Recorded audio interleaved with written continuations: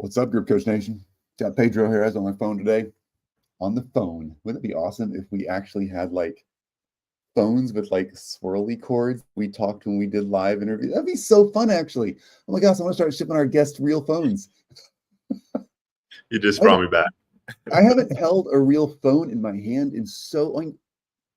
Pedro, when was the last time you think you actually held an actual phone with a cord? Man, years. Can't put a date on it, but years. I can't even put a location on it. I think we were being silly in London not too long ago because they still have like phone boxes, but that didn't count. I'm talking like at your grandma's house, like, oh, that's awesome. I want to ship people phones. I'm making note of that. Okay, Pedro, we'll have you on again sometime with the phone.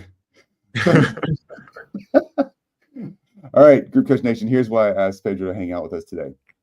As you know on the show, we just look under the hood of all these masterminds, group coaching programs, to know you're all trying to build them, trying to make yours better. We just want to crack the code for you and make it an easier through line. So bringing something relatable, you'd be like, oh my gosh, I never thought of that. That's a really good idea. Pedro's done something really unique in the mastermind space that I've just heard of a few times, but I want him to kind of break it down. He's kind of deconstructed and reconstructed a lot of what we do in the agency / mastermind community space. I know those two things often go together, agencies and masterminds. So, Pedro, first of all, can you, like a syndicate mastermind, can you just kind of explain what that is first up so we kind of get our brain around when you say syndicate, what do you mean? How does this work? Yeah, but basically what that means, it's a group of human beings that are coming together around a collective mission or vision at the end of the day. That's what a syndicate is. It's done in a very wide range of different ways in finance and business, but it's just a group of people who are coming together around a collective vision and mission. And the whole idea is, are we better on our own, or are we better together? And my whole theory is that when the right people come together and when the right people get to live in their zone of genius, a lot of incredible things get to happen that would be impossible otherwise. If you want to change the world, you're not going to do it going alone. You know, if you want to change the world, find the right people and do it together. And that was my whole vision behind all of this. I love it. Couldn't agree more. But your unique skill set and the community you're bringing together are really unique. And I think that's cool because anybody can bring a syndicate together in their specific niche, like you mentioned, politics or finance or whatever it is in your world. So Pedro's an expert in events, filling events, like getting large groups of people together, conversion events, all that kind of stuff. So Pedro, I think you're specifically in a world that has that kind of flavor to it, but you have a lot of other experts in the space. So tell us a little bit, like you had an agency that was doing what and a mastermind that was doing what, just real briefly. And then why did you decide to ditch that and go syndicate, just to kind of give people a running start here? Yeah, I had a very successful agency by anyone's standard, running virtual events and live events, specifically on the marketing side of things. And you know, I never intended to build an agency. I think that's the first thing that I'll mention. I built it because it's what everyone asked of me. And I think there's something to be said of that ultimately there's value in what people see and perceive in doing the work for them. And the mastermind, I had a mastermind called the Quantum Collective, where I was doing pretty much what traditional masterminds do historically. And I've never been the kind of person who just wants to do what everyone else does. It's never quite done it for me. And I think it's just been a series of conversations, probably over the course of the last 8 years of my life, that has guided me to put this together. This was not like, hey, I thought of this right now. Like, no, this is like a series of dots that have connected over the course of 8 years. And what's so beautiful was I was just having dinner with my mentor that kind of dropped the first pebble in my pond that has continued to ripple just yesterday. And I got a chance to share this with him. And it was just really beautiful to kind of just see it all come full circle, and how things have evolved from all all these series of conversations in my life. Yeah, what was the specific question, Chris? I want to Yeah, make you're sure that you're good from the backstory, which you gave. So the syndicate you've built, who's that? No name dropping. Who's in the room? Like, what kind of people are in the syndicate, and what is your syndicate doing? You were explaining this just before we jumped on camera, and I want people to hear this. So you're bringing together this type of person. You're sharing some resources. Walk us through the plan. Yeah. So what I know that I'm arguably one of the best at in this entire industry is driving growth. I think I have the numbers and results to prove it. Anything that's not growth related is not in my zone of genius. Point blank. Period. Right? Like you don't want me doing operations. You don't want me running finances. You don't want me, consulting you on a wide range of other topics. Um, and so the whole theory behind this is what gets to happen when people who are the best in the world come together, who all individually do different things, and you'll see how this all comes together. So people in branding, people in marketing, people in AI, people in operations, individuals who are really good at helping businesses get from 0 to 1, SaaS, people who are amazing at SaaS, and a wide range of other topics. Essentially, I put together a group of 12 individuals who are all world class at these different things, and um, and that was kind of the starting point of all of this. And then it was like, okay, what if we actually created shared infrastructure? And what that allowed us to do was, if you just take a traditional business who's doing a couple $1 million in sales, it's going to be extremely difficult for you to hire a world-class team of like A players in every single seat. But now, when you have a shared infrastructure, especially if all these businesses intend to go to market in the same exact way, then it's a duplicatable system, right? But now all of a sudden, this shared infrastructure creates the possibility to have this world-class team at every single seat in the pie. And so then the next criteria for me was like, do we share the same avatar? Um, do we share the same exact avatar? And can we create integrated growth, right? And what integrative growth basically means is like, I look at ecosystems as basically an additional growth engine. So everyone who ends up doing business with this individual here, they're naturally a good fit to do business with this business over here. And the whole key about that is, how do you integrate that into the customer journey? And doing that really well. And you can do it with events on the front end. You can do it after the initial point of sale, somewhere in the customer journey. There's all different sorts of way to do it. But what happens now when you have 12 different growth engines inside of a business of that? So it's kind of like, if each of these businesses are doing 8 figures, you can imagine the kind of lead flow that's coming into every single one of these. And now all of a sudden, if all these businesses are integrated inside of their customer journey, it's like you have 12 different growth engines that you just built, but you just started off by building one. But you have to be very specific about what you're curating and how you're actually going about it for that to ultimately work. And then the next layer for me was, how can I incentivize these individuals to then bring their magic to the other businesses essentially inside the pie? Because there's challenges in business.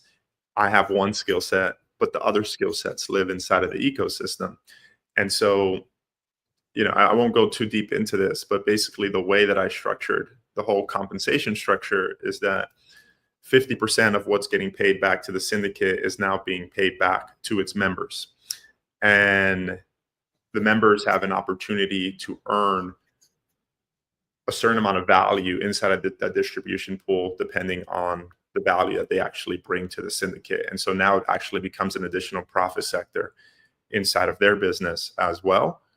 But for me, all of this is just the seed for even something significantly bigger, because really all I'm doing is I'm really just forming my board of directors, is kind of a way to think about it. And my board of directors are the people that I want to go out there and then build an amazing, massive fund with. That we're building the IP, we're building the playbooks, we're building the repeatable systems, we're building the expertise, we're building the reputation, we're validating the model. Now it's really easy to go out there, raise a bunch of money, and deploy all this inside of those businesses, and then those become the sellable assets, essentially, that we all get to collectively participate in. But this is the cash flow play, but this all lives inside of a bigger mission, and the bigger mission for the syndicate is we want to bring $1 billion to charity. And so that's a little high level, man, of what we're I doing. love And it. it works. Next question that pops in my head is, who decides the charity, or how do y'all do that? Well, what I have found is that we all, as individuals, have things that we're irrationally passionate about. So if you ask me, hey, Pedro, what are you irrationally passionate about? I can't help but walk past a homeless person and feel their pain, feel their spirit. You know, I can't help but feel children who are being abducted, every single day, every single second. I can't help but feel, that so many people in the world don't have access to clean water. Even people who live in Western culture, like, water, the integrity of our oceans, the integrity of our food. So these are the things that I'm passionate about, right? We all have different things that we're passionate about. And so this only works if we all get to collectively choose what we're rationally passionate about and then contribute to that. So another prerequisite is that a percentage of gross revenue goes into charity automatically. Like, you make a sale, a percentage automatically right off the top goes to charity. We measure the impact of that. That all lives on the dashboard, which is essentially a scorecard. We're all measuring ourselves against impact. And then there's the collective impact of what we're creating together as a syndicate. But then it's like, hey, can I invite others to take this journey with me? Because if, just on a practical business level, I can give you 100 stats that would show you, here's how this increases your ROAS. Here's how this increases your LTV. Here's how this increases your brand positioning. And the one thing that we're all fighting for is trust and loyalty. And I'm telling you, this is one of the most powerful ways to ultimately be able to create it. And when it's authentic and you can integrate it into your being as a business and into your marketing, it changes the conversation. Now you're no longer just a business that is selling a product and service. You stand for something more. And so you have more emotional equity in the mind and in the heart of the individuals you're trying to serve. And that's a whole different game. And so that's the whole thing. Like, how can we play a completely different game than what everyone else is doing? Everyone's trying to just do what traditionally has been done. It's like, how can we play bigger? How can we do things different? And how can we shake things up a little bit? And so that's what we're doing. I freaking love it, Pedro. I love how intentional this is and how well thought out it is. And it's intentional for every player at every level in the ecosystem.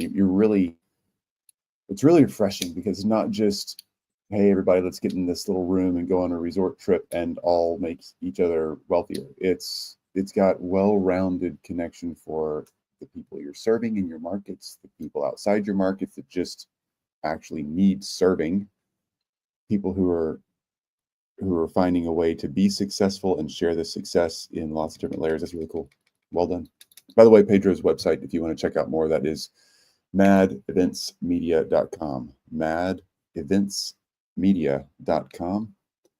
Pedro, when you're like building and designing and curating a group, one question that comes up, because you have a very specific person that's in this room,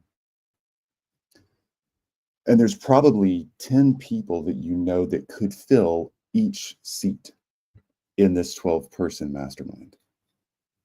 How are you deciding this is the right person for this seat? I don't mean picking the cool kid for the kind of turns into like a middle school like kickball thing, or like, I pick you and you. I don't mean excluding people, but how are you like, okay, I have 3 awesome people who would be perfect here. How do you decide which of the 3 is right? Yeah, it's a great question. And I'll give you a framework for how to think about it.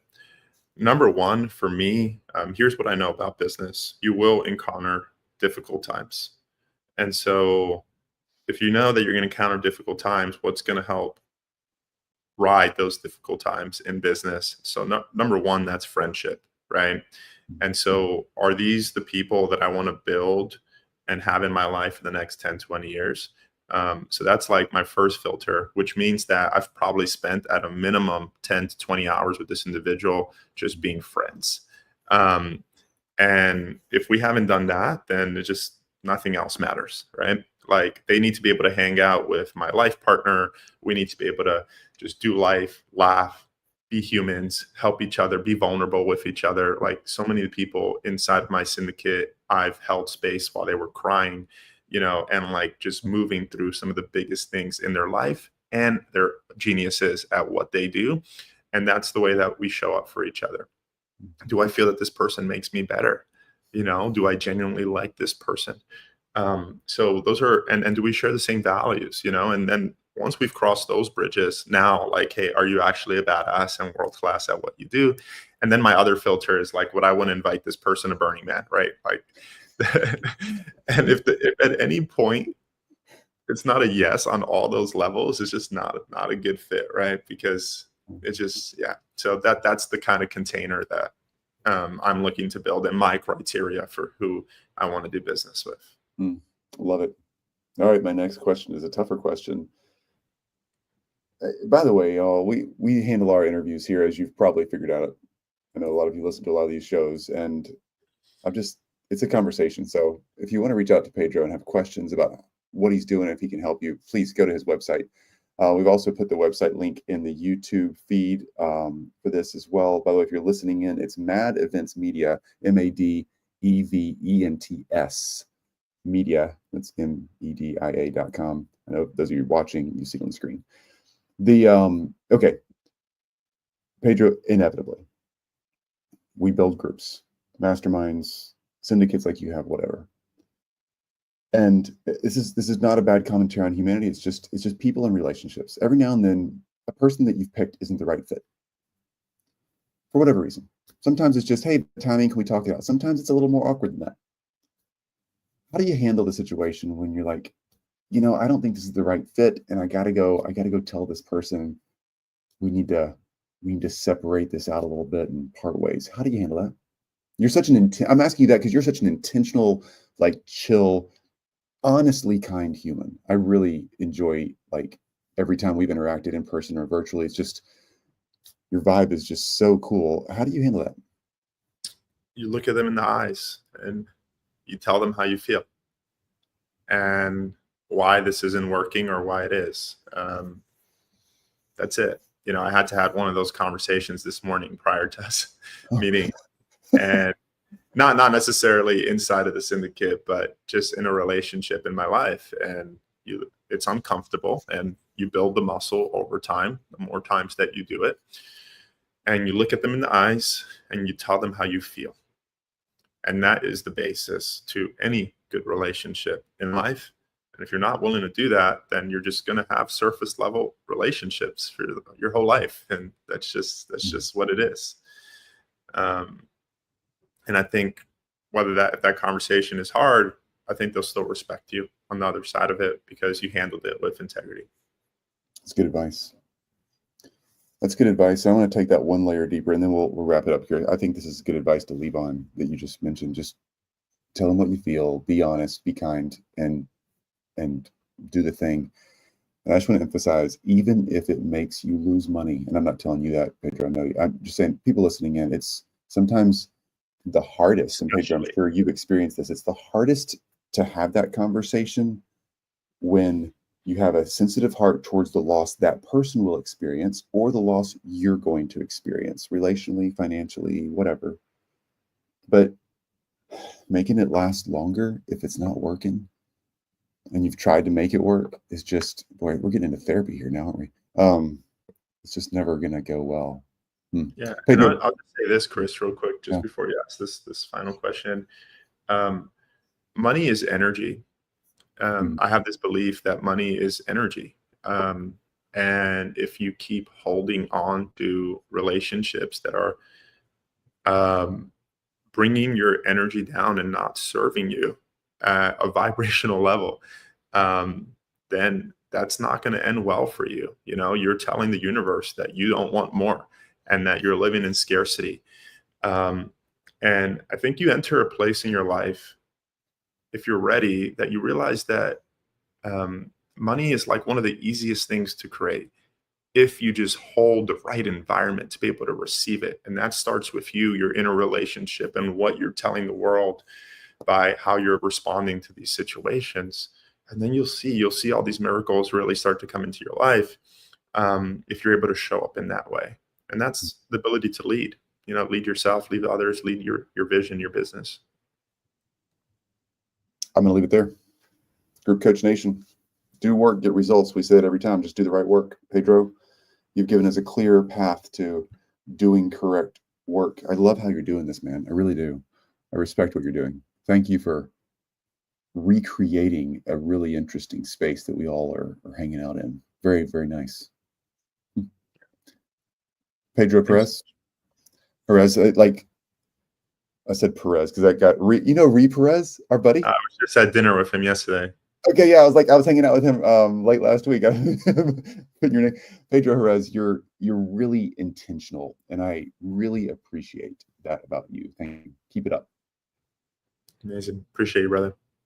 All right, everybody else, madeventsmedia.com. Check out Pedro's work. Obviously, if you're curious about his syndicate model, watch more of Pedro's stuff. Fascinating. You'll see Pedro around at lots of big masterminds. That's where I met him recently. We got introduced by some mutual friends a while back. So Pedro, good to see you again, bud.